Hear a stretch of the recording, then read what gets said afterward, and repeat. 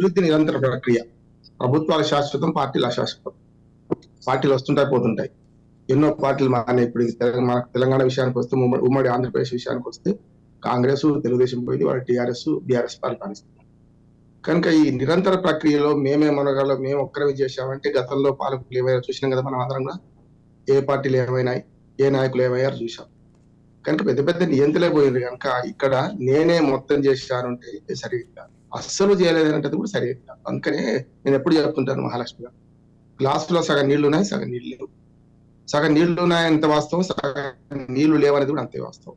75 ఏళ్లుగా దేశానికి స్వాతంత్రం వచ్చిన తర్వాత మహారాష్ట్రంతో పాటు దేశమంతా అభివృద్ధి చెందలేదా అంటే అద్భుతంగా అభివృద్ధి చెందింది మహారాష్ట్రంతో పాటు. అలాగని మొత్తం అంతా అభివృద్ధి చెందింది ఏం లేదు, అభివృద్ధి కష్టమే. కనుక అభివృద్ధి నిరంతర ప్రక్రియ కనుక నిరంతర ప్రక్రియలో రాజకీయ పార్టీలు అవసరాలు మారుతుంటాయి. ఇవాళ ఒకనాడు పిల్లబాట కాస్త మట్టి కాలిబాట అవుతుంది, కాలిబాట కాస్త మట్టి రోడ్ అవుతుంది, మట్టి రోడ్డు కంకర రోడ్డు అవుతుంది, కంకర రోడ్డు ఇవాళ వరుసగా తార్ రోడ్డు 2 లైన్లు, 4 లైన్లు, 8 లైన్ల రోడ్లు చేసుకుంటాం జాతీయ రహదారులు. నేను ఏమంటున్నాను, ఈ రోడ్లు ఎట్లానో అభివృద్ధి కూడా అట్లాగే. ఎప్పటికప్పుడు మెరుగైన జీవితం కోసం ప్రజలు అడుగుతుంటుంటారు. దాన్ని మనం సాకారం చేయాల్సిన బాధ్యత ప్రజలకు, మన పార్టీలకు ఉంటుంది, ప్రభుత్వాలకు ఉంటుంది.